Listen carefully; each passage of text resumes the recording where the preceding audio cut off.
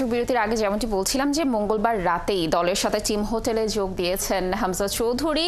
সকালে ব্রিটিশ হাইকমান্ডের সাথে তিনি সাক্ষাৎও করেছেন। দর্শক, বাংলাদেশ দলের আপডেট জানাতে হোটেল ইন্টারকন্টিনেন্টাল থেকে যুক্ত হবেন আমাদের সহকর্মী মাহমুদুল হাসান সজীব।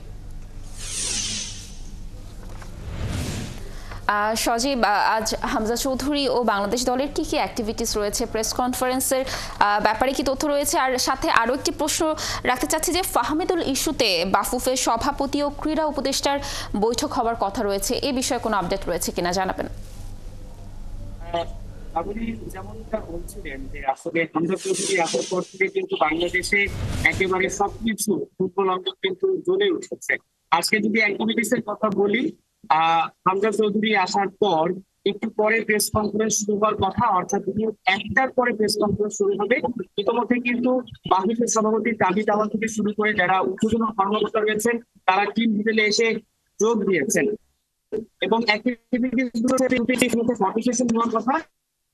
আমাদের সঙ্গে পুরো টিমের ফটো সেশন হবে। কিছু স্কুলের রয়েছে ফুটবলে, তাদের সঙ্গে একটা ফটো সেশন হবে।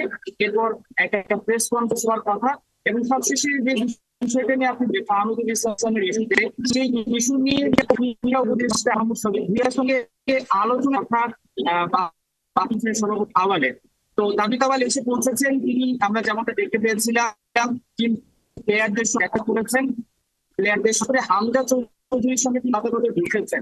আবিরা হামজা চৌধুরী দাবি তাওয়াল ভাগ পরিবার সেখানে ছিলেন, তারা হয়তো বা আলাদা একটা আসলে যে আলোচনা বলতেন তারা আগে কি করা আছে এই বিষয়টা নিয়ে, অর্থাৎ কোনো প্ল্যান আছে কিনা বা ক্লাব তৈরি হয়েছে ফুটবল অঙ্গন।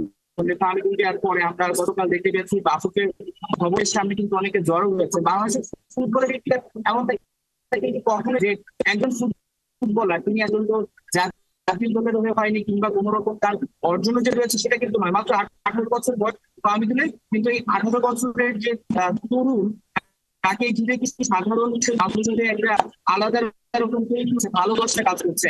সৌদি আরবে যে ম্যাচটা হয়ে স্থানীয় ক্লাবের সঙ্গে, সেখানটায় কিন্তু তিনি হ্যাটট্রিক করেছেন। অর্থাৎ ফাহমিদুলকে নিয়ে কিন্তু সাধারণ একটা আগ্রহ ছিল, তিনি তাকে বেছে নিয়েছেন এবং তিনি সবসময় বলছিলেন যে মাত্র 18 বছর বয়স, তিনি ভালো একটা পারফরমেন্স করবে, তার উপর কিন্তু অনেকটা আশা করছিল। যেমনটা গতকাল হাবিয়ার কাপেরাই আবার বললেন যে যেভাবে খেলা চায় সেভাবে কিন্তু একরকম কথা বলছে, তবে কারণটা কি সেটা কিন্তু জানা যায়নি। অপেক্ষা করছি